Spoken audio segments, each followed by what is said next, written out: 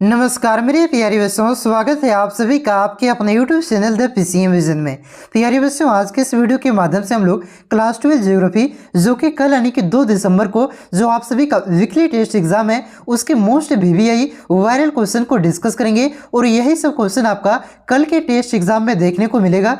इसलिए आप लोग वीडियो पे अंत तक बने रहें और चैनल पे पहली बार आए हैं तो चैनल को सब्सक्राइब अवश्य कीजिएगा, क्योंकि इस चैनल के माध्यम से आपको क्लास 12 बोर्ड एग्जाम की तैयारी बेहतरीन तरीके से करवाई जाएगी। और हाँ, अब आप सबों की तैयारी शुरू की जा रही है, वो भी आपका न्यू एग्जाम पैटर्न पे, क्योंकि आप जैक के द्वारा आपका न्यू एग्जाम पैटर्न जारी कर दिया गया है। उसी के अनुसार आप सबों की तैयारी आपका संडे से शुरू की जा रही है। तो चैनल पे आप लोग नए हैं तो सब्सक्राइब जरूर कर लीजिएगा, साथ ही साथ दोस्तों को भी आप लोग बताइएगा कि इस चैनल के माध्यम से आपका न्यू एग्जाम पैटर्न के अनुसार तैयारी शुरू की जा रही है। तो कब से, तो उसे भी आप लोग याद रखिएगा, संडे से। और एक व्हाट्सएप ग्रुप बनाया गया है जिसका लिंक नीचे डिस्क्रिप्शन में दिया हुआ है, उसे भी आप लोग ज्वाइन कर लीजिएगा। ठीक है, तो चलिए शुरू करते हैं। और 2 दिसंबर को जो आप सभी का वीकली टेस्ट एग्जाम है उसके मोस्ट VVI वायरल क्वेश्चन को हम लोग यहाँ पे देख लेते हैं। तो देखिए बच्चों, पहला क्वेश्चन है कि देश में प्रयुक्त जल का सबसे अधिक समानुपात निम्नलिखित सेक्टरों में से किस सेक्टर में है। यानी कि सिंपल क्वेश्चन ये बोल रहा है कि देश में जितने भी जल का उपयोग होता है, प्रयुक्त होता है,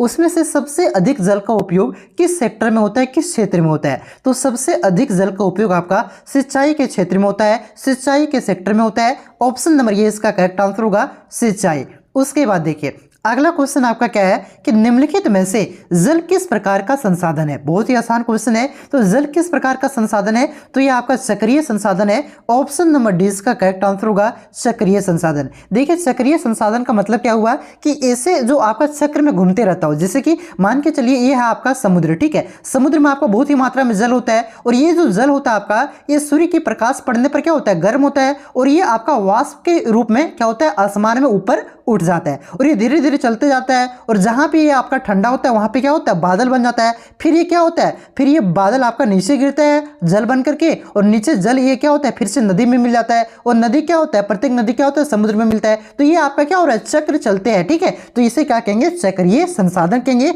ऑप्शन नंबर डी इसका करेक्ट आंसर होगा। उसके बाद देखिए अगला क्वेश्चन आपका क्या है कि धरातलीय जल के निम्न में से कौन से प्रमुख स्रोत हैं। देखिए धरातलीय जल का मतलब हुआ जो जल आपका धरातल यानी कि जमीन पर स्थित है। ठीक है, तो धरातलीय जल के प्रमुख स्रोत कौन कौन से हैं, तो ये आपका नदियां भी है, झीलें भी है और तालाब भी है। यानी कि ये सभी इसका करेक्ट आंसर होगा, उपयुक्त सभी, ये सभी आपका धरातलीय जल के प्रमुख स्रोत हैं। ऑप्शन नंबर डी इसका करेक्ट आंसर होगा, उपर्युक्त सभी।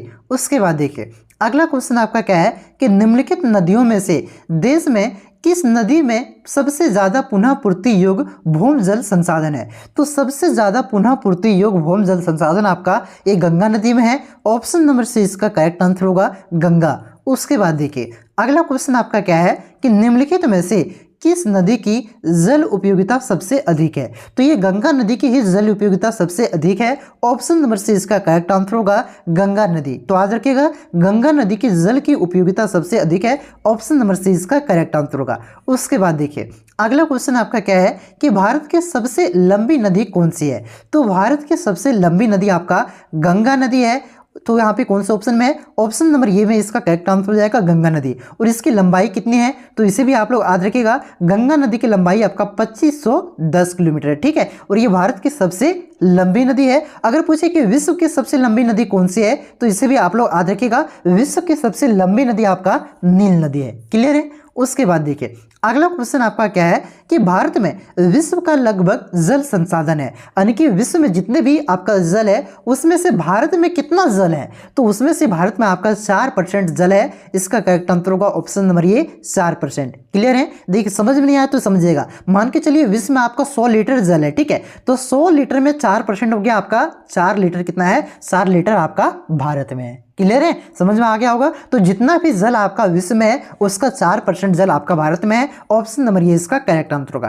अगला क्वेश्चन देखिए आपका क्या है कि निम्न में से कौन सा राज्य भौम जल का सर्वाधिक उपयोग करते हैं। देखिए भौम जल का मतलब क्या हुआ, एक होता है आपका धरातलीय जल। धरातलीय जल का मतलब हुआ जो जमीन के ऊपर स्थित हो, ठीक है, ये आपका जमीन है तो इसके ऊपर जो जल है उसे क्या कहेंगे, धरातलीय जल कहेंगे। और जो जमीन के नीचे है जिसे हम लोग डीप बोरिंग करके निकालते हैं, कुआं खोद करके जल निकालते हैं, तो वे सब जल क्या हो जाएंगे, वे सब जल आपका भौम जल हो जाएंगे। ठीक है, तो कौन सा राज्य आपका भौम जल का सर्वाधिक उपयोग करता है, तो ये आपका पंजाब, हरियाणा तथा राजस्थान करता है। यहाँ पे बहुत ही ज्यादा मात्रा में डीप बोरिंग किया गया है, यानी कि यहाँ से बोरिंग से बहुत ही ज्यादा मात्रा में पानी निकाला जाता है और कृषि किया जाता है। ठीक है, तो ये सब राज्य आपका पंजाब, हरियाणा और जो आपका राजस्थान है, ये भौम जल यानी कि जो जमीन के नीचे पानी है इसका सर्वाधिक उपयोग करते हैं। ऑप्शन नंबर ये इसका करेक्ट आंसर होगा। अगला क्वेश्चन देखिए आपका क्या है कि धरातलीय और भौम जल का सर्वाधिक उपयोग किस में होता है। धरातलीय जल का मतलब क्या हुआ, जो आपका जमीन के सतह पर हो उसे धरातलीय जल कहेंगे, और जो जमीन के नीचे हो उसे क्या कहेंगे, भौम जल कहेंगे।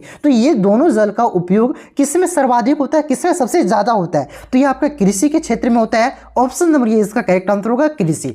उसके बाद देखिए अगला क्वेश्चन आपका क्या है कि घन किलोमीटर में दी गई निम्नलिखित संख्याओं में से कौन सी संख्या भारत में कुल वार्षिक वर्षा को दर्शाता है। यानी कि सिंपल ये क्वेश्चन पूछ रहा है कि भारत की कुल वार्षिक वर्षा कितना है, तो भारत की कुल वार्षिक वर्षा आपका 4000 किलोमीटर घन है। तो इसका जो करेक्ट आंसर होगा ऑप्शन नंबर सी, 4000 किलोमीटर घन। ठीक है, उसके बाद देखिए अगला क्वेश्चन आपका क्या है कि निम्नलिखित दक्षिण भारतीय राज्यों में से किस राज्य में भौम जल उपयोग प्रतिशत में इसके कुल भौम जल का संभाव्य से ज्यादा है। तो ये कौन से राज्य में है, तो ये आपका तमिलनाडु में है। ऑप्शन नंबर ये इसका करेक्ट आंसर होगा 11 का तमिलनाडु। उसके बाद देखिए अगला क्वेश्चन आपका क्या है कि जल निम्न में से किससे प्रदूषित होता है, तो जल आपका सूक्ष्म जीवों से भी प्रदूषित होता है, रासायनिक पदार्थों से भी प्रदूषित होता है, औद्योगिक अपशिष्ट यानी कि जो आपका उद्योग से कचरे निकलते हैं, ठीक है, उससे भी आपका जल प्रदूषित होता है। तो ये सभी से आपका जल प्रदूषित होता है।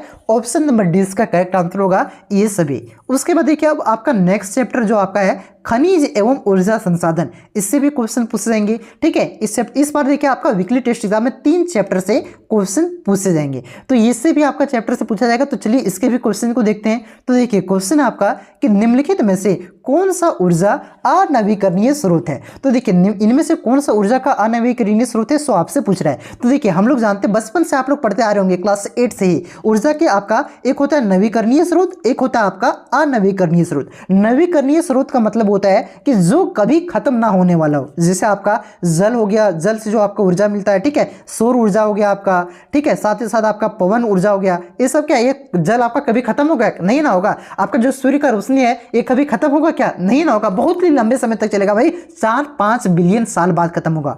ठीक है, ये पवन ऊर्जा कभी खत्म होगा क्या, नहीं ना। तो जो कभी नहीं खत्म उसे क्या कहेंगे, नवीकरणीय ऊर्जा कहेंगे। साथ ही अनवीकरणीय किसे कहेंगे, जो आपका कुछ समय में खत्म हो जाएगा, एक सीमित समय के लिए है, जैसे आपका कोयला हो गया, ठीक है, पेट्रोलियम हो गया, ये सब क्या है, अनवीकरणीय की ऊर्जा के स्रोत है। तो यहाँ पे पूछा कौन सा अनवीकरणीय का स्रोत है, तो अनवीकरणीय के स्रोत हो जाएंगे ताप ऊर्जा। ताप का मतलब क्या हुआ, जिसे मान के किसी चीज जलाने से हमें जो गर्मी से हमें ऊर्जा प्राप्त होती है उसे ताप ऊर्जा करेंगे। जैसे कि आपका कोयला हो गया, ठीक है, जैसे आपका पेट्रोलियम हो गया, ये सब क्या है, ताप ऊर्जा के स्रोत हो गए। तो ये सब आपका क्या है, अनवीकरणीय स्रोत है, ये आपका समाप्त हो जाएगा। ठीक है, तो ऑप्शन नंबर सी इसका करेक्ट आंसर होगा ताप।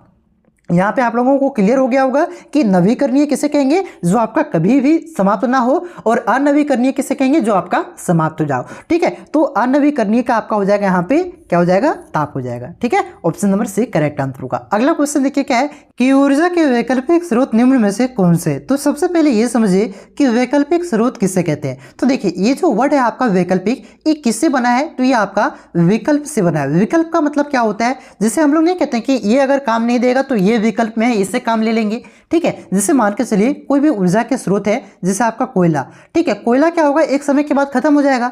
तो कोयला अगर खत्म हो गया तो उसके स्थान पे हम लोग क्या यूज करेंगे, कुछ तो विकल्प पे होगा ना भैया। अगर ये खत्म हो गया तो इसके स्थान पे क्या है, आपका जल ऊर्जा है, परमाणु ऊर्जा है, सौर ऊर्जा है। ठीक है, जो मतलब किसी के स्थान पर विकल्प का काम करे उसी को क्या कहेंगे, वैकल्पिक स्रोत कहेंगे। ठीक है, तो ये वैकल्पिक स्रोत में क्या क्या आ जाता है, आपका सौर ऊर्जा भी आ जाता है, पवन ऊर्जा भी आ जाता है, भूतापीय ऊर्जा भी आ जाता है। यानी कि कोयला अगर जो हम लोग यूज़ करते चल रहे हैं अगर वो खत्म हो गया तो विकल्प में हमारे पास ये ऊर्जा के स्रोत है, इसे वैकल्पिक स्रोत कहा जाता है। क्लियर है बच्चों? तो इसका करेक्ट आंसर होगा ऑप्शन नंबर डी, उपर्युक्त सभी। उसके बाद देखिए अगला क्वेश्चन आपका क्या है कि निम्नलिखित में से कौन सा खनिज भूरा हीरा के नाम से जाना जाता है? तो भूरा हीरा के नाम से आपका लिग्नाइट को जाना जाता है। ऑप्शन नंबर सी इसका करेक्ट आंसर होगा लिग्नाइट। उसके बाद देखिए अगला क्वेश्चन आपका क्या है कि अबरक उत्पादन में अग्रणीय भारतीय राज्य कौन सा है? यानी कि कौन सा राज्य आपका अबरक का सबसे ज्यादा उत्पादन करता है? तो अबरक का सबसे ज्यादा उत्पादन आपका झारखंड करता है। ऑप्शन नंबर ये इसका करेक्ट आंसर होगा झारखंड। और झारखंड में कहाँ होता है? तो आपका कोडरमा, एक हो गया आपका कोडरमा और एक हो गया आपका गिरिडीह। गिरिडीह और कोडरमा से कौन है भैया? आप लोग कमेंट करके जरूर बताइएगा, ठीक है। चलिए, कोडरमा को आपका भारत का अबरक राजधानी भी कहा जाता है, ध्यान रखिएगा।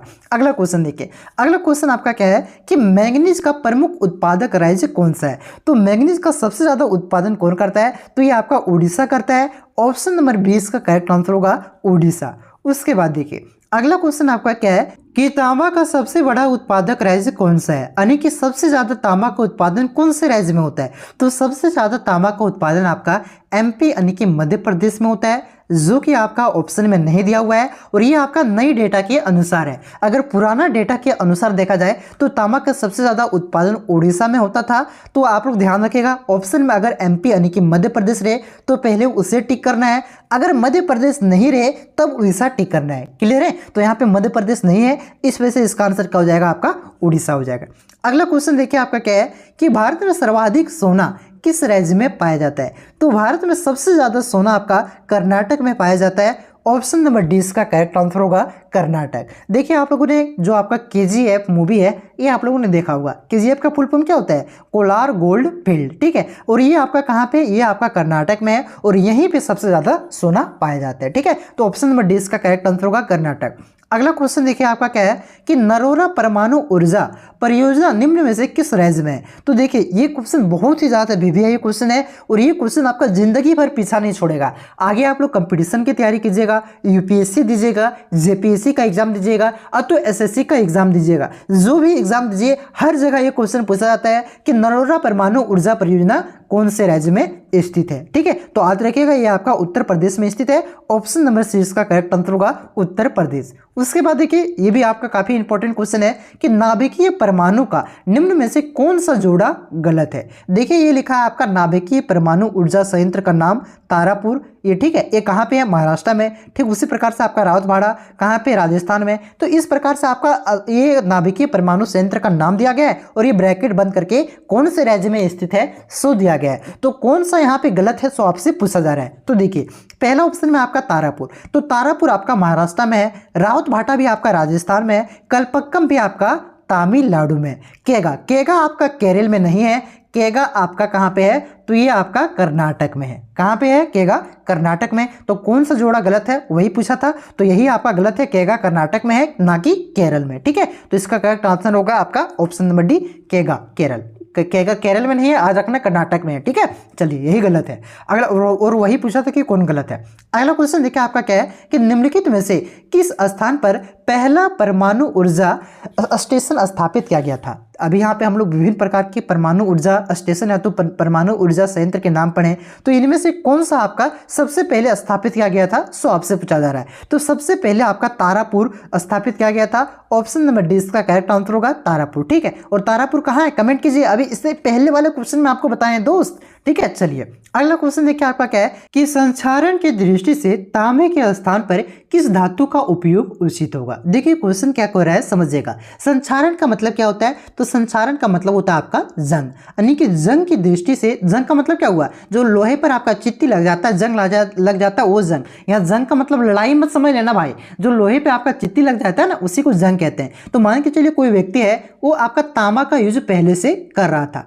क्या कर रहा है वो तांबा का यूज अब नहीं कर रहा है। आप लोग जानते हैं ना तांबा में बहुत ही कम जंग लगता है, ठीक है, यानी कि बहुत लंबे समय के बाद आपका इसमें जंग लगता है और लगता भी नहीं है। तो ये तांबा का यूज ना करके इनमें से कौन सा धातु का यूज करेंगे जिसमें आपका जंग बहुत ही ज़्यादा समय के बाद लगे तो लगे ही नहीं, ठीक है। तो ये कौन सा धातु हो जाएगा, तो ये आपका एल्युमिनियम हो जाएगा। एल्युमिनियम में भी जो आपका जंग है ये बहुत ही ज़्यादा समय के बाद लगता है, यानी कि बहुत ही दिनों के बाद लगता है, तो लगता ही नहीं। एल्युमिनियम के बर्तन में हम लोग खाना बनाते हैं ना जी, आप लोगों को पता होगा। चलिए कॉमन सेंस लगा सकते हैं। अगला क्वेश्चन देखिए आपका क्या है कि भारत में सर्वाधिक महत्वपूर्ण गोंडवाना कोयला क्षेत्र निम्न में से कहाँ स्थित है। तो जो आपका गोंडवाना कोयला क्षेत्र है ये आपका दामोदर घाटी कोयला क्षेत्र में स्थित है। ऑप्शन नंबर ये इसका करेक्ट आंसर होगा। और दामोदर घाटी तो जानवे करते हैं हमारा झारखंड में है भैया, ठीक है। तो सिंपली कह सकते हैं कि भारत का जो सर्वाधिक महत्वपूर्ण कोयला क्षेत्र है गोंडवाना कोयला क्षेत्र, ये कहाँ पे स्थित है, दामोदर घाटी, तो हमारा झारखंड उसी को कह सकते हैं, ठीक है। अगला क्वेश्चन देखिए। अगला क्वेश्चन है कि कोयले का प्रमुख उत्पादक राज्य निम्न में से कौन सा है। तो कोयले का सबसे ज्यादा उत्पादन आपका झारखंड में होता है, यही आपका प्रमुख उत्पादक राज्य है। ऑप्शन नंबर ये इसका करेक्ट आंसर होगा झारखंड। अगला क्वेश्चन देखिए क्या है कि किस राज्य में गोंडवाना कोयला पाया जाता है। तो कौन से राज्य में पाया जाता है, तो ये आपका झारखंड में पाया जाता है। ऑप्शन नंबर सी इसका करेक्ट आंसर होगा झारखंड। उसके बाद देखिए अगला क्वेश्चन आपका क्या है कि सिंगरेनी किस चीज के लिए प्रसिद्ध है। तो पहले देखिए ये जो आपका सिंगरेनी है ना, ये आपका कोयला खदान के लिए प्रसिद्ध है। किसके लिए प्रसिद्ध है, तो ये आपका कोयला के लिए प्रसिद्ध है। ऑप्शन नंबर ये इसका करेक्ट आंसर होगा। अब आपके मन में सवाल उठ रहा कि सर सिंगरेनी कौन से राज्य में है, ये भी बता दीजिए। तो ये भी लिख लीजिए आप लोग, ये भी आपका मैप में 5 नंबर वाला दर्शाने में आता है। वहां पे आपका जब मैप का वीडियो आएगा ना भाई, तो वहां पे आपका 5 नंबर फिक्स हो जाएगा। ज्योग्राफी में 5 नंबर का फाइनल एग्जाम में आपका मैप का क्वेश्चन आता है, उसे आप लोग जरूर देखिएगा, उसका एक वीडियो में बना दूंगा और प्रैक्टिस कर लीजिएगा, ठीक है। वहां पे आता है कि सिंगरेनी किस राज्य में दर्शाएं, तो याद रखिएगा सिंगरेनी आपका कोयला के लिए प्रसिद्ध है और ये आपका तेलंगाना में, ध्यान रखिएगा कौन से राज्य में, तेलंगाना में। अगला क्वेश्चन देखिए। अगला क्वेश्चन आपका क्या है कि निम्नलिखित में से किस राज्य में प्रमुख तेल क्षेत्र स्थित है। तो कौन से राज्य में प्रमुख तेल क्षेत्र स्थित है, तो ये आपका असम में है। ऑप्शन नंबर ये इसका करेक्ट आंसर होगा असम। और असम में कौन सा तेल क्षेत्र स्थित है, तो आप लोग भी जानते होंगे डिगबोई, ठीक है। डिगबोई तेल क्षेत्र आपका एशिया का सबसे पुराना तेल क्षेत्र है, यानी कि सबसे पुराना तेल रिफाइनरी यहाँ पे लगाया गया था, रिफाइनरी लगाया गया था, जो कि आपका कहाँ पे है, असम में है। क्लियर है। चलिए अगला क्वेश्चन देखिए आपका क्या है कि अंकलेश्वर किस खनिज के लिए प्रसिद्ध है। तो अंकलेश्वर आपका पेट्रोलियम के लिए प्रसिद्ध है और ऑप्शन नंबर ये इसका करेक्ट आंसर होगा पेट्रोलियम। और अंकलेश्वर कौन से राज्य में स्थित है, तो इसे भी आप लोग याद रख सकते हैं, ये आपका गुजरात में स्थित है। क्लियर है। उसके बाद देखिए अगला क्वेश्चन आपका क्या है कि मुंबई हाई किस खनिज के लिए प्रसिद्ध है। तो मुंबई हाई बहुत ही आपका पेट्रोलियम के लिए प्रसिद्ध है। ऑप्शन नंबर ए इसका करेक्ट आंसर होगा पेट्रोलियम। अगला क्वेश्चन देखिए क्या है कि संसार के किस क्षेत्र में खनिज तेल का सबसे बड़ा भंडार पाया जाता है। तो सबसे बड़ा भंडार आपका खनिज तेल यानी कि पेट्रोलियम का भंडार आपका किस देश में है, तो ये आपका सऊदी अरब में है। ऑप्शन नंबर डी इसका करेक्ट आंसर होगा सऊदी अरब। देखिए अब इसके बाद जो आपका नेक्स्ट चैप्टर से क्वेश्चन पूछा जाएगा वो है आपका भारत में नियोजन और सतत कोशीय विकास। इसके भी इंपॉर्टेंट क्वेश्चन को देख लेते हैं। देखिए क्वेश्चन है आपका कि पारदेशीय नियोजन का संबंध है। तो पारदेशीय नियोजन का संबंध किससे है, तो पारदेशीय नियोजन का संबंध आपका क्षेत्र विशेष के विकास का उपागम से है। ऑप्शन नंबर 20 का करेक्ट आंसर होगा क्षेत्र विशेष के विकास का उपागम। उसके बाद देखिए अगला क्वेश्चन आपका क्या है कि इंदिरा गांधी नहर परियोजना किस राज्य में स्थित है। तो इंदिरा गांधी नहर परियोजना आपका राजस्थान में स्थित है। ऑप्शन नंबर 20 का करेक्ट आंसर होगा राजस्थान। उसके बाद देखिए अगला क्वेश्चन आपका क्या है कि इंदिरा गांधी नहर कमान क्षेत्र में सतत पोषीय विकास के लिए इनमें से कौन सा महत्वपूर्ण कारक है। तो इनमें से कौन सा महत्वपूर्ण कारक है, तो ये आपका सतत पोषीय विकास के लिए इनमें से आपका कृषि विकास आपका महत्वपूर्ण कारक है। ऑप्शन नंबर ए इसका करेक्ट आंसर होगा कृषि विकास। देखिए इंदिरा गांधी नहर जो आपका बनाया गया है ये कृषि के लिए स्पेशल बनाया गया है, ठीक है। चलिए ऑप्शन नंबर ए इसका करेक्ट आंसर होगा कृषि विकास। अगला क्वेश्चन देखिए आपका क्या है कि 12वीं पंचवर्षीय योजना की अवधि थी। तो 12वीं पंचवर्षीय योजना कब से कब तक चला था, तो ये आपका 2012 से लेकर के 2017 तक चला था। ऑप्शन नंबर सी इसका करेक्ट आंसर होगा 2012 से 17। देखिए आप लोग याद रखिएगा टोटल कितने पंचवर्षीय योजना चला था, तो टोटल आपका 12वीं पंचवर्षीय योजना चला था। और ये 12वीं पंचवर्षीय योजना कब से कब तक चला था, तो ये आपका 2012 से लेकर के 2017 तक चला था और यही आपका आखिरी पंचवर्षीय योजना था, ठीक है। उसके बाद देखिए अगला क्वेश्चन आपका क्या है कि सरदार सरोवर परियोजना किस नदी पर है। तो सरदार सरोवर परियोजना आपका नर्मदा नदी पर स्थित है। ऑप्शन नंबर ए इसका करेक्ट आंसर होगा नर्मदा नदी। अगला क्वेश्चन देखिए आपका क्या है कि पारदेशिक असमानता का कारण है। तो पारदेशिक असमानता का कारण क्या है? तो देखिए पारदेशिक असमानता का कारण बहुत सारे हैं, जिससे आपका हो गया प्राकृतिक संसाधनों का असमान वितरण, ये भी है, साथ ही साथ जनसंख्या घनत्व में अंतर, ये भी है, सरकारी नीति भी है। ठीक है, जहाँ पे आपका अच्छी सरकारी नीति होती है वहाँ पे ज़्यादा आपका फैक्ट्रियाँ लगाती है, जहाँ पे ज़्यादा फैक्ट्री होगी जनसंख्या घनत्व भी आपका बढ़ेगा। ठीक है, तो ये सब आपका ये सभी क्या है आपका पारदेशिक असमानता के कारण है। ऑप्शन नंबर डी इसका करेक्ट आंसर होगा इनमें से सभी। अगला क्वेश्चन देखिए आपका क्या है कि पारिस्थितिक विकास की प्रमुख अवधारणा है। तो पारिस्थितिक विकास की प्रमुख अवधारणा क्या है? तो इसकी अवधारणा आपका संतुलित पारिस्थितिक विकास भी है, सम्मिलित पारिस्थितिक विकास भी है, सतत पारिस्थितिक विकास भी है। यानी कि तीनों प्रकार के जो आपके हैं संतुलित, समन्वित और सतत, ये तीनों प्रकार के पारिस्थितिक विकास है। इस वजह से इसका करेक्ट आंसर होगा ऑप्शन नंबर डी, इनमें से सभी, ये सभी आपका पारिस्थितिक विकास की प्रमुख अवधारणा है। क्लियर है? उसके बाद देखिए अगला क्वेश्चन है आईटीडीपी निम्नलिखित में से किस संदर्भ में वर्णित है? तो आईटीडीपी जो आपका है ये किस संदर्भ में समन्वित है? तो ये जो आपका है समन्वित जनजाति विकास कार्यक्रम को लेकर के संबंधित है। ऑप्शन नंबर सी इसका करेक्ट आंसर होगा समन्वित जनजाति विकास कार्यक्रम। उसके बाद देखिए अगला क्वेश्चन है कि किस पंचवर्षीय योजना की अवधि 2007 से 2012 थी? तो कौन सा पंचवर्षीय योजना था? तो ये आपका 11वीं पंचवर्षीय योजना था, जो कि आपका 2007 से लेकर के 2012 तक चला था। तो इसका करेक्ट आंसर होगा 11वीं। ठीक है, उसके बाद देखिए अगला क्वेश्चन क्या है कि 11वीं पंचवर्षीय योजना की अवधि थी। तो 11वीं पंचवर्षीय योजना की जो अवधि था ये वही क्वेश्चन है, इसी को थोड़ा सा घुमा करके कि कौन सा पंचवर्षीय योजना का अवधि आपका 2007 से 12 था, तो 11वीं, इसी को घुमा करके कि 11वीं का अवधि क्या था, तो 11वीं पंचवर्षीय योजना का अवधि वही हो जाएगा 2007 से 12। क्लियर है? तो इस तरह से घुमा करके भी क्वेश्चन आपका पूछता है। तो यहाँ पे 3 चैप्टर का क्वेश्चन मैंने आपको क्लियर करके बता दिया। अगर आपको वीडियो अच्छा लगा हो तो वीडियो को प्लीज लाइक कीजिएगा, कमेंट करके जरूर बताइएगा कि किस प्रकार से हमें सुधार करना है। क्या मैं स्पीड पढ़ा रहा हूँ, क्या मैं स्लो पढ़ा रहा हूँ, तो क्या एक्सप्लेन नहीं कर रहा हूँ? अगर एक्सप्लेन भी कर रहा हूँ तो उसे भी आप लोग बताइएगा सर आप एक्सप्लेन सही करते हैं, स्पीड आपका जाता है, स्पीड ज़्यादा है, स्पीड आप स्लो करके, मतलब थोड़ा सा सुझाव देने का प्रयास आप लोग कीजिएगा ताकि हम इसमें सुधार कर सके। ठीक है दोस्तों, और इस वीडियो को दोस्तों में शेयर कीजिए। न्यू पैटर्न के अनुसार आप लोगों की तैयारी शुरू कर दी गई है और आप लोगों का व्हाट्सएप ग्रुप बना दिया गया है जिसका लिंक नीचे डिस्क्रिप्शन में दिया गया है, उसे आप लोग ज्वाइन कर लीजिएगा। ठीक है दोस्तों, तो चैनल पे आप लोग नए हैं तो सब्सक्राइब जरूर कीजिएगा। मिलते हैं नेक्स्ट वीडियो में, तब तक के लिए जय हिंद, जय भारत, जोहार झारखंड।